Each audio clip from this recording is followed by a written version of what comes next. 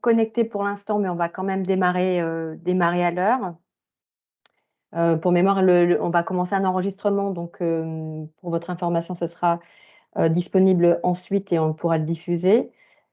Et ce qui est important pour nous aujourd'hui, c'était d'avoir une présentation et de l'ADEME, et on remercie vraiment fortement et l'ADEME et IDEX de Didier Roudessart qui a été à l'initiative de cette présentation pour qu'on ait quasiment dès la réouverture de l'appel BCIAT une première présentation de l'ADEME. Donc merci pour ce pas de temps très rapide.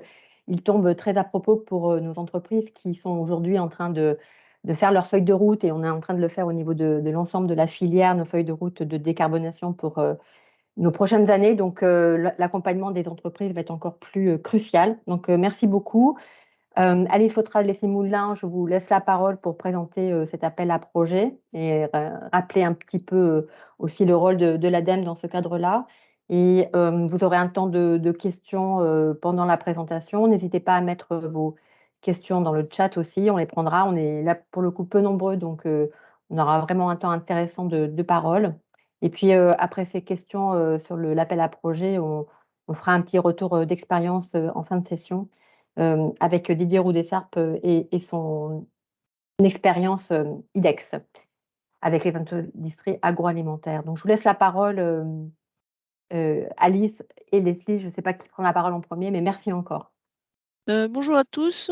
Donc, je vais commencer par un petit organigramme de notre équipe. Donc, on est situé au sein du service chaleur renouvelable au siège d'Angers de l'ADEME. Et donc, aujourd'hui, Leslie, je te laisse te présenter peut-être. Oui, Leslie Moulin, je travaille dans l'équipe BCIAT, donc avec Alice et Théo Pipéris et Emma Villios aussi. Et je suis notamment en charge du suivi des projets déjà engagés.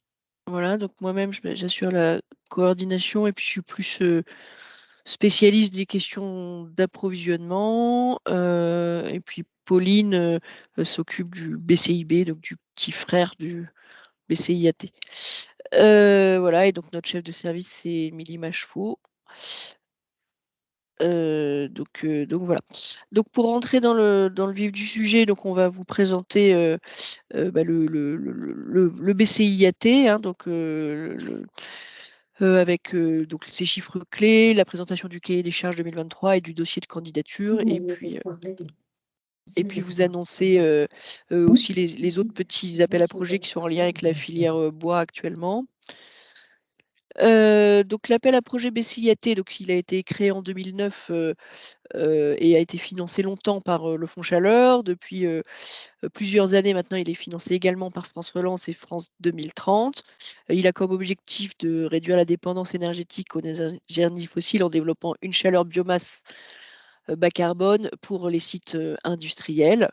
Il s'adresse à des sites qui ont plus de 12 000 MWh par an, donc industrie manufacturière, agriculture et tertiaire. Il permet d'aider à l'investissement de chaudières et de générateurs air chaud, et les critères de sélection sont les euros par tonne CO2 équivalent d'origine fossile évitée, la qualité et la validation du plan d'approvisionnement et la qualité technique globale du projet.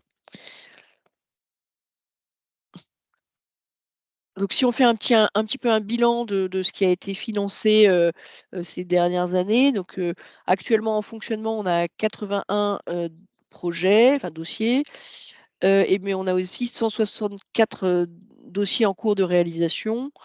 Et donc tout ça représente donc actuellement 4,6 TWh par an et demain 16,3.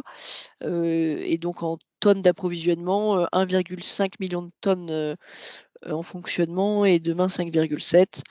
Et 162 millions d'aides à l'investissement et déjà 889 programmés.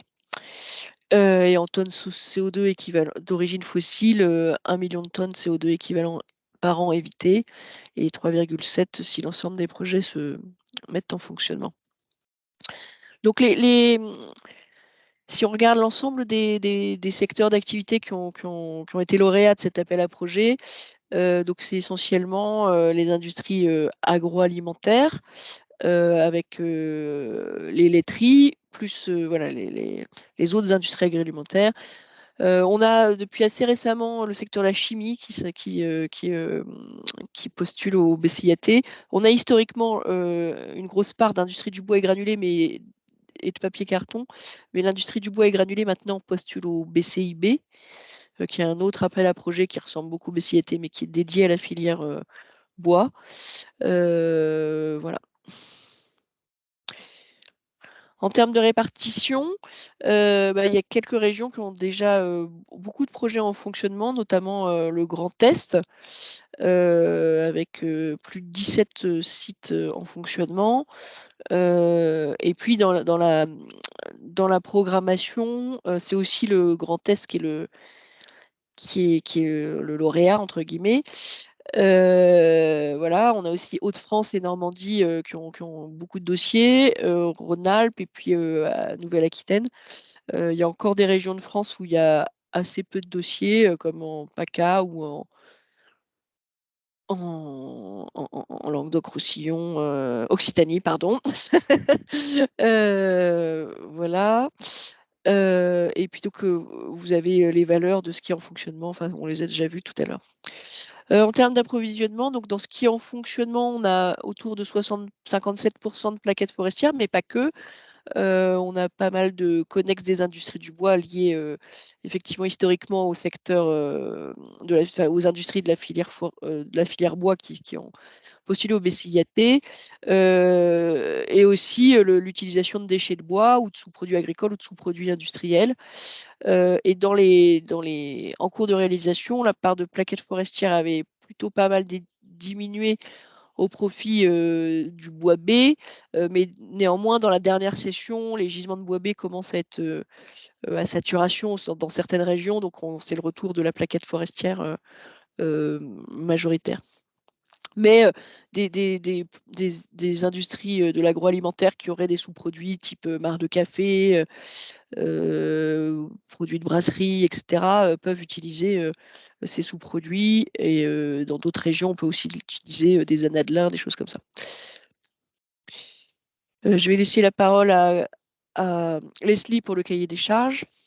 Oui, donc au niveau de la prochaine session, donc le BCAT 2023, il y a 2 semaines lors du webinaire AT2E, on a annoncé une date d'ouverture au 12 juin. Voilà, les ministères souhaitent reporter cette date. Il y a notamment un Conseil national de l'industrie qui est prévu le 23 juin et donc le lancement de l'appel à projet serait annoncé à cette occasion. Donc voilà, plutôt le 23 juin a priori, avec une relève qu'on reporterait du coup au fin septembre, au 28 septembre. On a un budget pour cet appel à projet de 175 millions d'euros, donc 125 issus du programme France 2030 et un complément sur du budget Fonds Chaleur de 50 millions. Et vous avez sur la slide le lien vers la page sur la plateforme Agir pour la transition de l'ADEME, où vous pourrez consulter d'ores et déjà quelques indications sur l'appel à projet et puis le cahier des charges et la liste des pièces nécessaires pour constituer votre dossier de candidature dès que l'appel à projet pourra être publié. Je veux bien que tu passes la liste, s'il te plaît.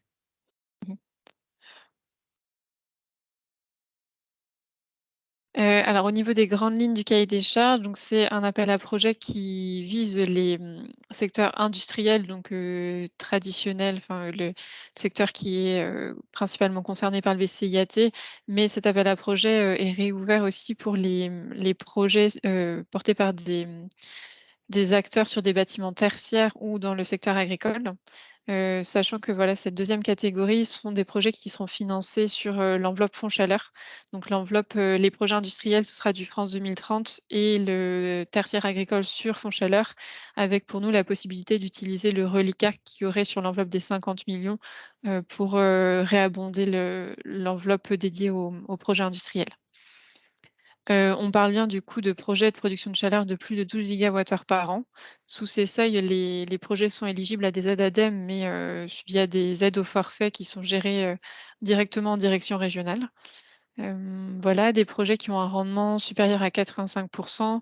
On vise bien des projets matures, c'est-à-dire qui ont travaillé en amont, qui ont réalisé des études de faisabilité, qui ont travaillé en amont sur l'efficacité énergétique, sur l'étude du potentiel de récupération de chaleur fatale où il y a eu des échanges avec les fournisseurs d'équipements, de biomasse, où il y a un réel portage du projet à la fois par l'énergéticien, mais aussi par l'industriel.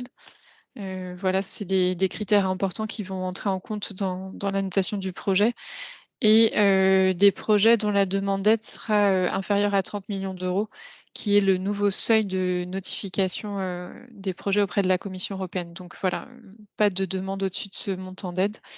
Voilà, et les projets de pyrogazéification qui ne sont pas éligibles à cet appel à projet.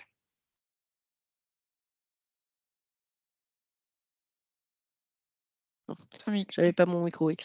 Sur la partie approvisionnement, donc on vérifie effectivement que l'articulation des usages de la biomasse utilisée comme combustible respecte bien le principe de cascade, hein. Donc, alors bien sûr, il y a toujours des concurrences d'usage entre guillemets, mais dans le rayon d'approvisionnement d'une usine de panneaux, etc., on va être assez sensible au fait que le bois utilise de la matière qui pourrait être valorisée déjà dans cette usine, etc. Donc on va regarder un peu quelle était l'utilisation antérieure de la matière, si c'est de la nouvelle matière ou de la matière ancienne. L'idée, c'est de pas déshabiller Paul en finançant des BCIAT, quoi.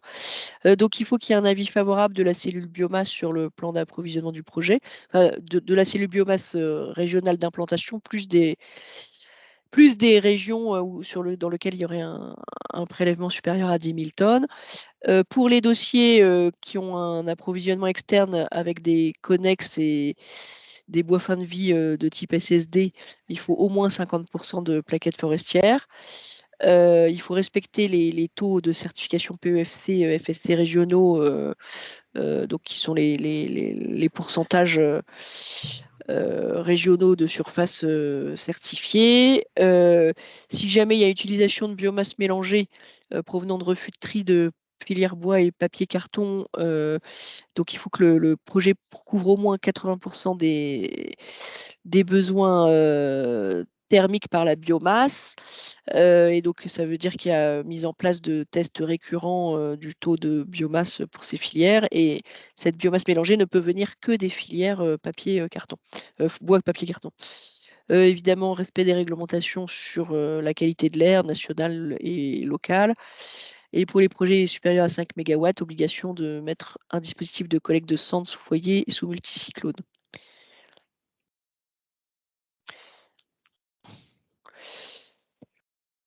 Les dépenses éligibles, c'est plus ou moins les mêmes que dans les appels à projets précédents. On reprécise toutefois que les équipements de gazéification et les équipements de cogénération ne sont pas éligibles à cet appel à projet.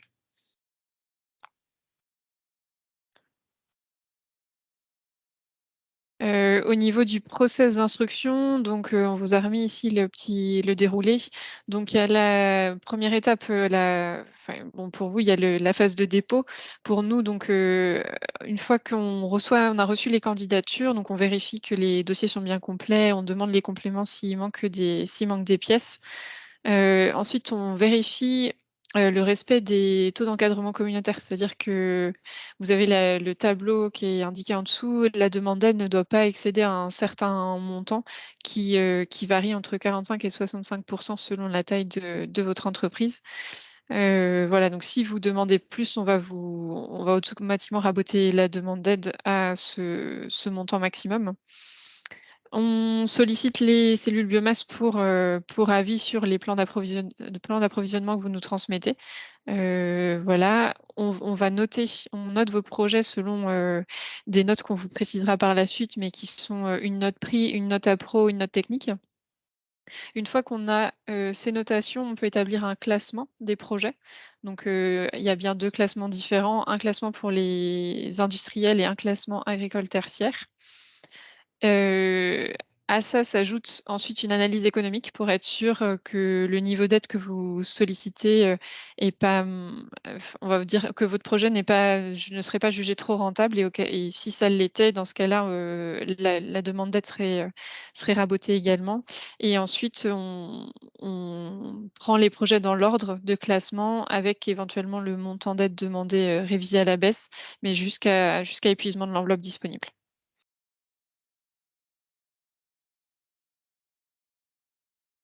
Voilà, donc les critères de notation, donc on a une première note qui compte pour 70% de la note globale, donc qui est la note la plus importante, qui est une note prix. Donc là, on va regarder le ratio euro d'aide demandée par tonne de CO2 équivalent d'origine fossile évitée. Voilà, ce critère va être très important puisque du coup, il va compter pour 70% et c'est ça qui va jouer dans le classement de votre projet. Donc, on vous invite vraiment à optimiser l'aide que vous demandez pour être le mieux classé possible, à ne pas surestimer le montant d'aide nécessaire pour réaliser le projet. Et en complément donc, de cette note-là, il y a 2 notes qui comptent pour 15% chacune, qui sont une note sur la qualité de votre plan d'approvisionnement et une note sur la qualité technique de votre dossier. Donc la note prix, vous avez le ratio qui est indiqué ici. Il y a une petite formule de calcul, mais c'est voilà, un ratio qui nous indique l'efficacité des aides publiques du projet. Donc on regarde les aides publiques, c'est-à-dire qu'il y a la demande d'aide ADEME, mais éventuellement s'il y a une aide qui est sollicitée auprès de la région ou de l'État d'une autre manière, elle est également intégrée dans le calcul de ce ratio.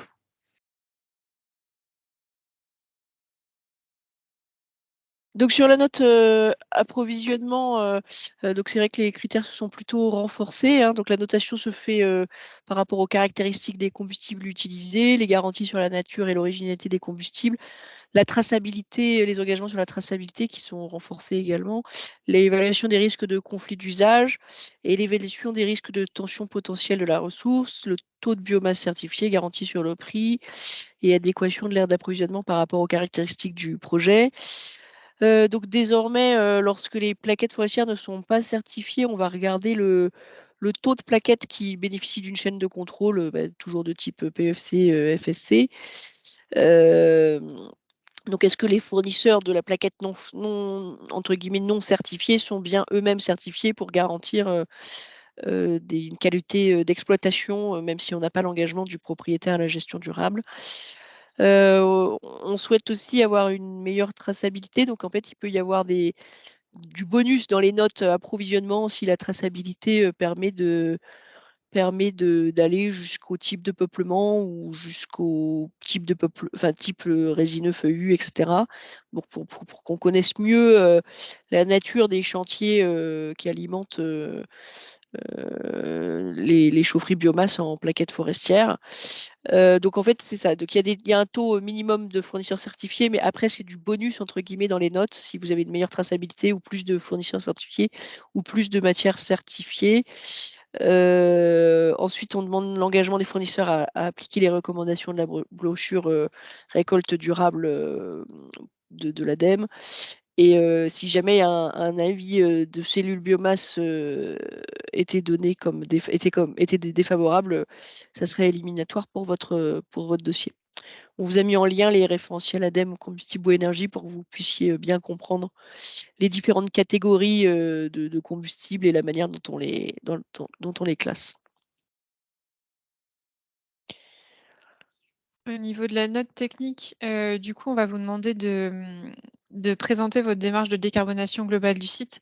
Donc, votre démarche depuis ce que vous avez fait en termes de sobriété, d'efficacité énergétique, de l'étude du potentiel de valorisation de chaleur fatale, l'étude de solutions alternatives ENR, sachant qu'on va être particulièrement vigilant là-dessus sur les projets basse température. Voilà, on va vous demander et dans certains cas aussi, notamment pour les projets basés en Île-de-France où il y a la démarche ENR Choix qui s'applique. Voilà, on va être vigilant là-dessus. Vous avez les éléments. Après, il y a un certain nombre d'éléments qui étaient déjà demandés jusqu'à présent, donc avec lesquels vous êtes peut-être familier, mais on demande à ce que le dimensionnement thermique de l'installation soit optimisé. Que voilà, vous ayez travaillé sur les équipements de type économiseur, condenseur, etc. Que vous ayez un traitement des fumées qui soit performant et compatible avec la réglementation locale et nationale en vigueur et que vous ayez également un système de gestion des centres. Donc la nouveauté, c'est vraiment la partie plutôt démarche de décarbonation, en fait, sur laquelle on va vous demander d'argumenter. Donc là, c'est une slide qui reprend un petit peu le process qu'on a présenté précédemment, mais donc vos projets sont notés, classés, soumis à une analyse économique et ils sont financés dans l'ordre de classement avec une aide révisée si ça a été jugé nécessaire. Ce qu'on a rajouté comme précision, c'est qu'on a un taux de sélectivité de maximum 75% des projets, c'est-à-dire qu'il y aura au minimum 25% d'exclusion. Et voilà, et un financement jusqu'à épuisement des enveloppes disponibles.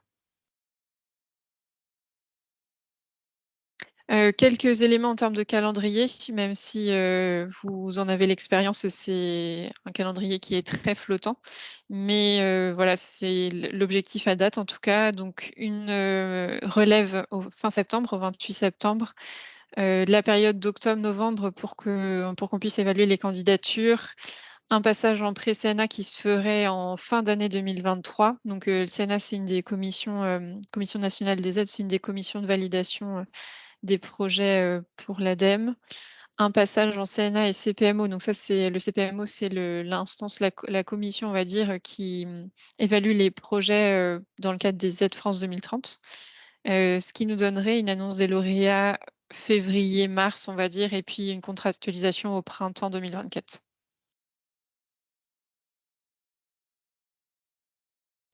Donc, on vous propose un premier temps de questions-réponses. Si vous avez des questions, je ne sais pas s'il y a des questions ou pas dans le chat déjà. Il n'y en a pas a priori. J'ai Il y en pas a vu pas. de questions. Voilà, Comme on s'il y a est peu des nombreux, questions, n'hésitez pas en effet à prendre, lever la main ou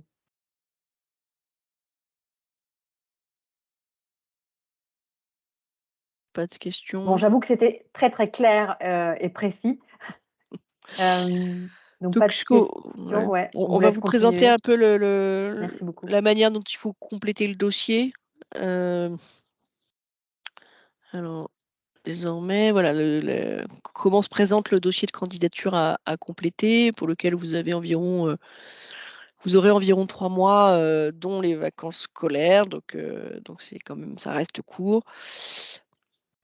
Donc on vous a mis les pièces du dossier de candidature. Donc les documents techniques, c'est une partie technique et économique sous forme de tableur, un plan d'approvisionnement à la fois sous forme de tableur, un volet technique qui comprend plusieurs parties, dont la description de l'approvisionnement, mais aussi la solution choisie, toutes les justifications de la solution biomasse, les justifications du dimensionnement thermique, etc.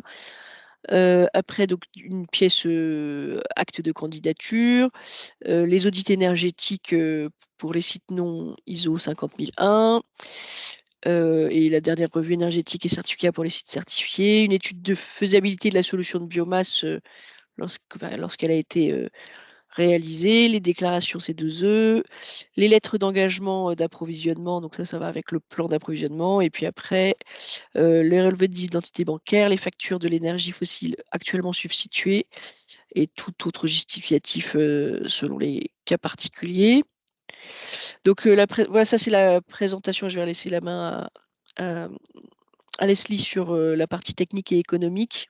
Oui, donc le premier Excel, donc Excel partie technique et économique, il y a 6 onglets différents. Donc on vous a remis la liste des 6 onglets là sur le côté. Donc c'est une pièce un peu plus conséquente que la version des années précédentes. L'onglet caractéristiques du projet, il reprend les éléments de dimensionnement de votre installation thermique, le détail des coûts, le détail des investissements éligibles. Tu peux passer.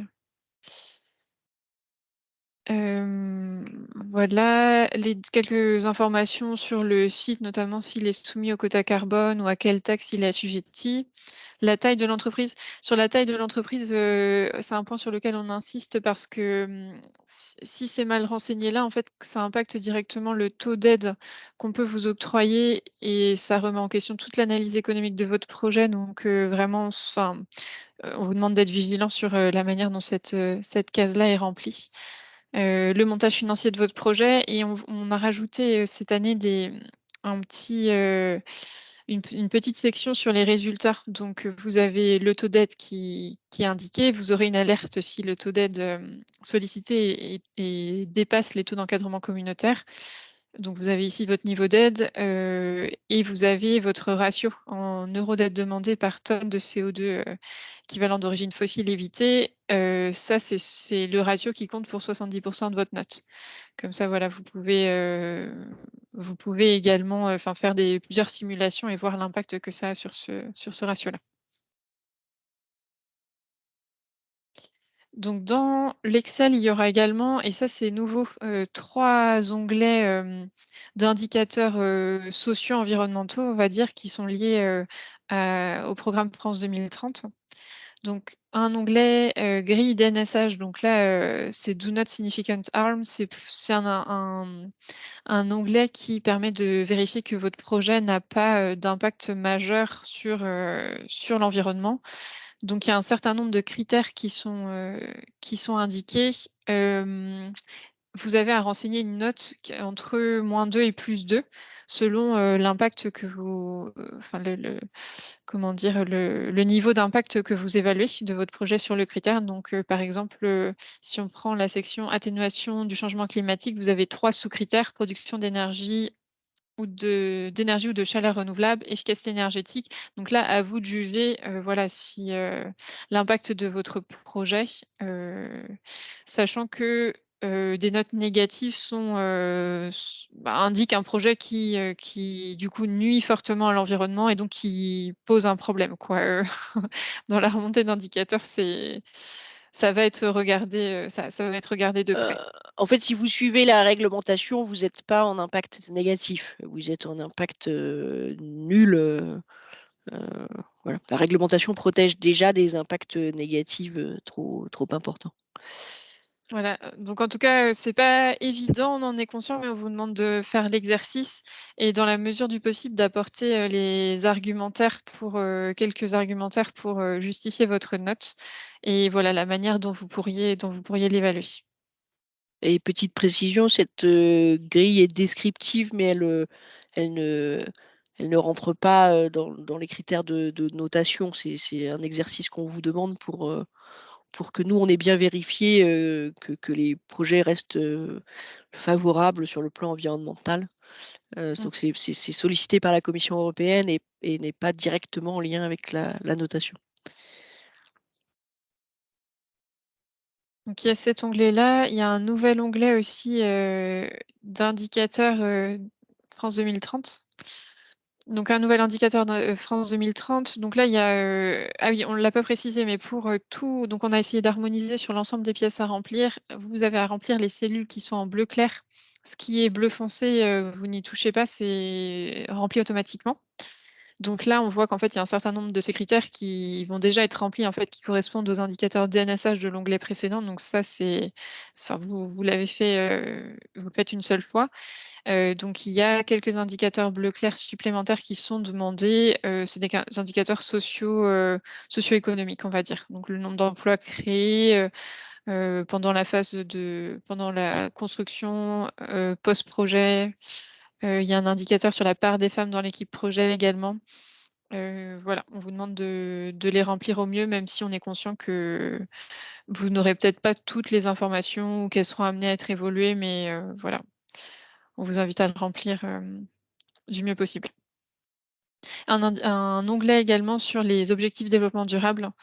Donc là, il y a 2 indicateurs qui ont été retenus dans le cadre de cet appel à projet et de la même manière, on vous demande d'indiquer si vous jugez que votre projet contribue à l'objectif de développement durable indiqué et d'apporter quelques éléments qualitatifs sur la manière dont vous pouvez l'évaluer.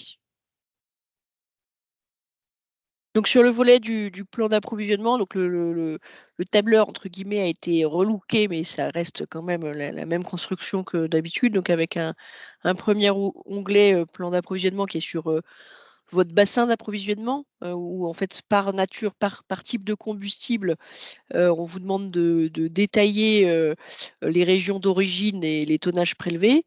Et puis si jamais c'était de la matière mélangée issue de la filière papier, bois, carton, quel est le pourcentage de biomasse. On va vous demander aussi quel est le pourcentage PEFC, le cas échéant, pour la plaquette forestière.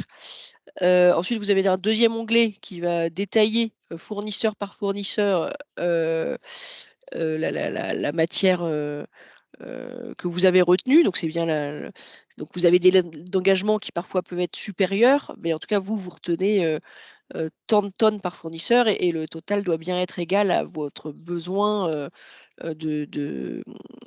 en termes de tonnage pour le fonctionnement de votre chaudière et surtout pas être supérieur, puisque là, on va évaluer de l'impact que ça va avoir sur les filières donc de ces nouveaux prélèvements. Donc, détail des fournisseurs, donc est-ce qu'ils sont pas certifiés, quel tonnage, toujours par produit. Donc la somme des deux onglets doit être identique, évidemment. Et puis ensuite, on a un troisième onglet qui est plus un descriptif des qualités du fournisseur, même si vous devrez avoir détaillé ça de manière plus importante dans le dossier technique, avec des nouvelles cases sur la traçabilité donc, des peuplements. Est-ce qu'il est capable ou pas de dire que ça vient d'un taillis d'éclaircies ou de travaux? Est-ce qu'il est capable de dire si c'est feuillu résineux? Évidemment, s'il est capable, il faudra qu'il s'engage à donner enfin, que ça soit indiqué sur le bon de livraison, enfin en tout cas qu'il y a un moyen d'avoir une synthèse annuelle, quoi. Est-ce qu'il s'engage mais ça c'est obligatoire, dans ses lettres d'intention à appliquer les recommandations de la brochure ADEME récolte durable de bois pour la production de plaquettes. Et puis, pareil, obligatoire, utiliser le cas échéant s'il a des sous-traitants, des entrepreneurs de travaux forestiers bénéficiant de la qualification qualité-territoire. Voilà. Ensuite, vous avez un volet technique qui est un document Word qui va vous permettre de décrire votre projet et qui va reprendre les explications sur le dimensionnement, sur le choix de la solution biomasse, sur les études diverses de faisabilité effectuées, sur l'impact social, etc. Et puis qui va vous permettre d'écrire plus amène l'ensemble de chacun de vos fournisseurs, quelle est leur capacité actuelle d'approvisionnement, quel équipement ils ont, est-ce qu'ils comptent s'agrandir ou pas, quel est l'impact en termes d'emploi, etc. Donc voilà quelques volets techniques là, qui ont un petit peu évolué sur le volet technique. Donc effectivement, la présentation de la démarche de réduction des besoins énergétiques menée sur le site pour bien évaluer l'état de réflexion de réduction des besoins énergétiques du candidat. Donc quels efforts ont été faits sur la sobriété, l'efficacité énergétique ou la valorisation de la chaleur fatale sur le site. Et puis dans la description de l'approvisionnement, on vous l'a dit, vous allez être jugé sur les garanties des fournisseurs. Donc, est-ce que quels sont les fournisseurs qui ont une chaîne de contrôle? Quels sont les fournisseurs qui ont des garanties de traçabilité supplémentaires? Voilà. Et puis sinon, je vais aussi vous parler donc, des deux appels à projets Pelé et BCIB là, qui sont en cours. Donc, l'appel à projet BCIB, donc, c'est pour la filière industrie du bois. Donc, c'est le petit frère du BCIAT. La différence, c'est qu'il permet aussi d'investir dans les séchoirs donc pour augmenter les capacités de séchage dans les industries du bois et favoriser l'autoconsommation des connexes. Donc, c'est pour des plus petits projets supérieurs à 4000 MWh, industrie du bois, scierie panneaux. Les projets de granulation seule sont exclus. Donc, il y a un budget de 200 millions d'euros sur 5 ans pour cet appel à projet, dont 100 millions par le Fonds Chaleur et 100 millions pour France 2030. Donc la prochaine session, le prochain dépôt de dossier sera le 20 septembre 2023 et là il y a une session qui est en cours de finalisation d'instruction. Donc aux premières sessions de cette année, il y a eu 12 projets déposés. Donc les points de vigilance, c'est les concurrences d'usage, si les sciures sont envoyées déjà chez un panneautier ou pas, par exemple, et l'audit énergétique et le dimensionnement. Et il y a un deuxième appel à projet qui est en cours, lui, donc pour la filière granulée, qui vise à développer une filière de granulés à partir de ressources, de gisements réputés disponibles. Donc les feuillus, la fraction ligneuse de déchets verts et les sous-produits agricoles pour des coûts de projet supérieurs à 2 millions d'euros. Et donc c'est soit des aides, soit des avances remboursables sur une certaine liste d'équipements. Tous les équipements en fait qui n'existent pas dans le cas d'une usine standard faite à partir de sciure de résineux, mais qui sont des équipements de diversification. Donc là, il y a un premier dépôt au 15 juillet et un deuxième au 15 novembre avec une réunion de pré-dépôt obligatoire un mois avant le dépôt final. Et les points de vigilance, c'est la qualité de l'approvisionnement et le respect des normes pour le granulé produit. Donc, vous avez plus de renseignements en ligne sur la plateforme Agir si cela vous intéresse. Et voilà, donc là, on vous a mis une liste d'exemples de sites industriels qui ont fait des BCIAT. Vous avez le lien Internet avec une cinquantaine d'exemples d'installations biomasse qui sont actuellement en fonctionnement. Alors, c'est un document qui est un petit peu vieux, mais c'est quand même toujours intéressant de voir les premiers BCIAT là, qui sont en fonctionnement. Voilà, donc on peut avoir une deuxième phase de questions-réponses.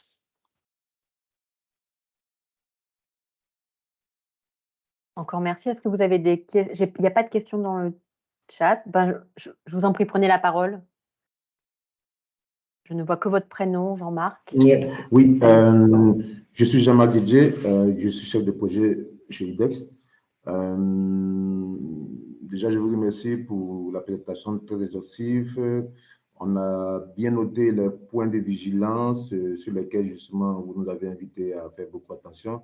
En revanche, je voulais juste savoir, est-ce que dans les critères, il y a peut-être une slide qui est prévue, qui fait ressortir les critères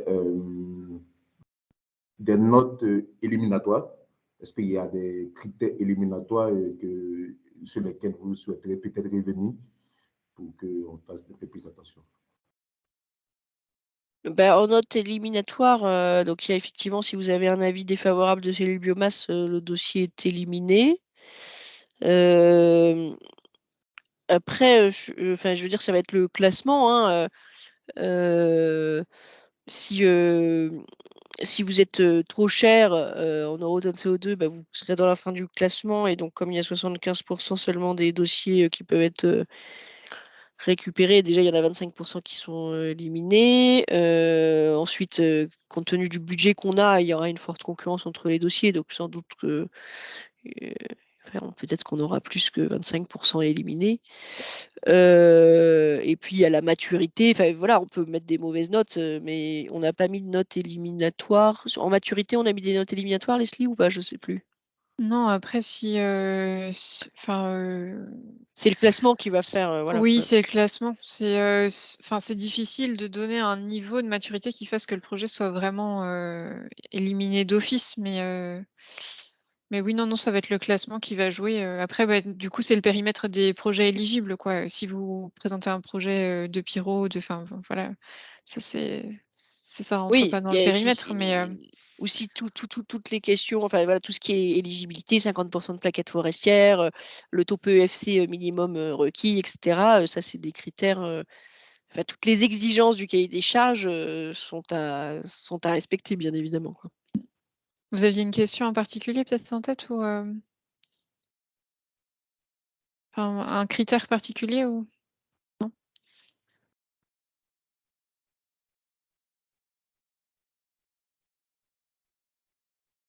Merci beaucoup pour cet élément de réponse. Est-ce qu'il y avait d'autres questions? Donc, je disais que, vu que vous avez insisté sur les points de vigilance, moi, je me suis dit que, par souci de synthèse, faire ressortir peut-être une slide qui montre des critères éliminatoires. Mais j'ai bien pris note. Voilà. On va travailler là-dessus. Okay. Merci. Merci beaucoup. Est-ce qu'il y avait d'autres questions avant justement qu'on passe à la présentation du retour d'expérience du groupe IDEX?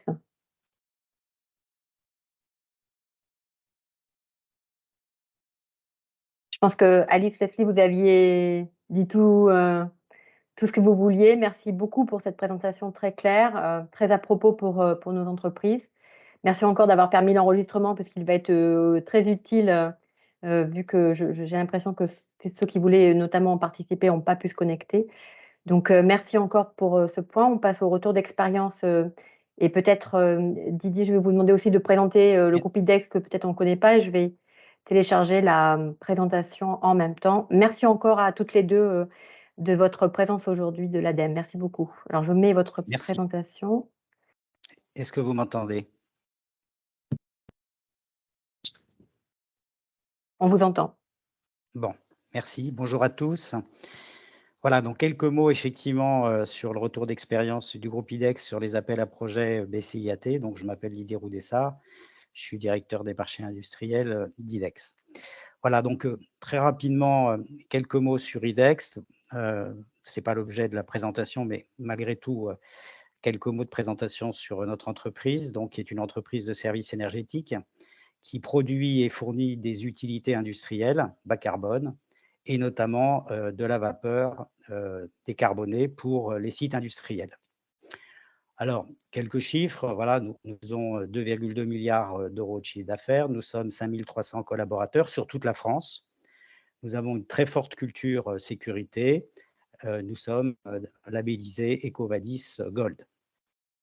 Alors, notre métier, notre offre de service, notamment pour l'industrie, donc c'est de proposer des contrats de résultats clés en main de production de vapeur décarbonée pour vos sites industriels, pour le process de vos sites industriels, en garantissant des niveaux de service en matière de disponibilité des installations.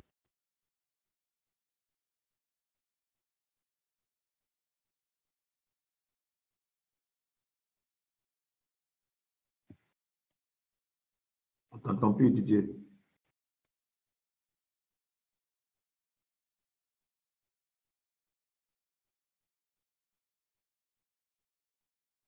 Je pense qu'il y a une interruption du son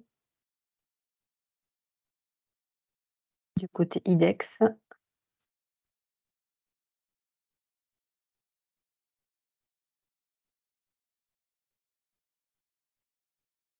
La ligne s'est déconnectée.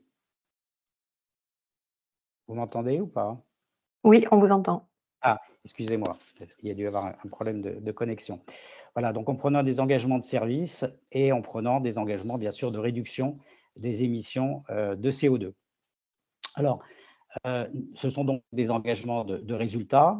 Nous avons des équipes dédiées industrie, des expertises dédiées sur les énergies renouvelables et notamment sur la biomasse. Et nous sommes donc sur l'ensemble de la chaîne de valeur, de la conception, la construction, mais également le financement de ces actifs et bien sûr l'exploitation maintenance sur la durée avec des contrats souvent entre 10 et 20 ans de production et de fourniture d'utilités, donc de vapeur décarbonée. Et pour ce faire, et j'en viens au sujet, donc nous avons aussi effectivement cette capacité d'accompagnement, d'assistance à nos clients industriels sur l'obtention des subventions BCIAT dont Madame Fautrade et Madame Moulin viennent de nous parler.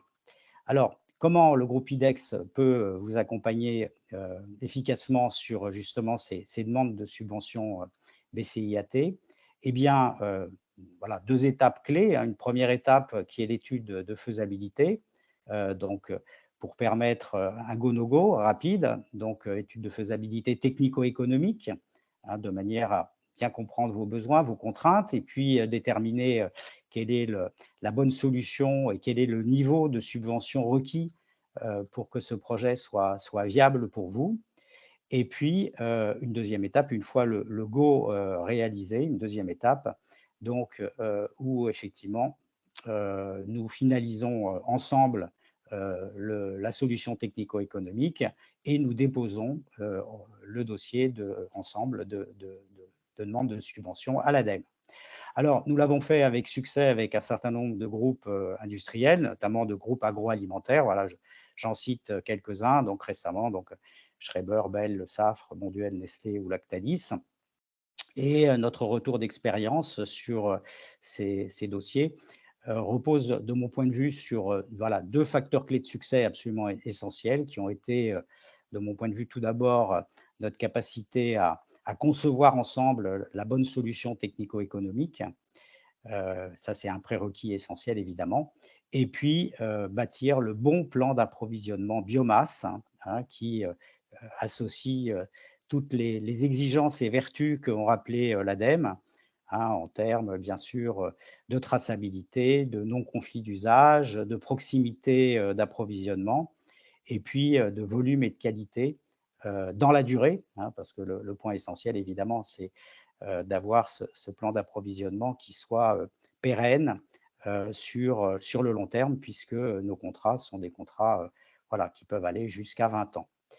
Voilà, donc le groupe IDEX, si vous le souhaitez, est à votre disposition pour mettre ses expertises, ses compétences à votre bénéfice pour être le plus efficient possible dans le futur appel à projet, avec cette date du 28 septembre, qui est la date, comme vient de le dire l'ADEME, donc de dépôt des candidatures. Voilà, je suis à votre entière disposition, ainsi que toutes nos équipes.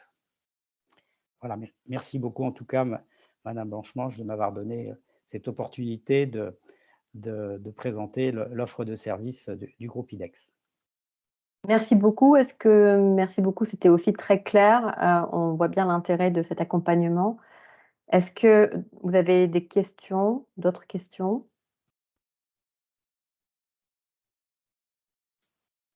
A priori, non. Tout était très clair. Écoutez, merci beaucoup à tous. Merci aussi à l'ADEME, merci le groupe IDEX.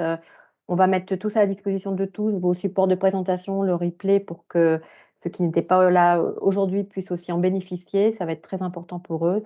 Merci encore à tous et très bonne journée. Merci Alania, merci beaucoup à l'ADEME. Merci, au revoir.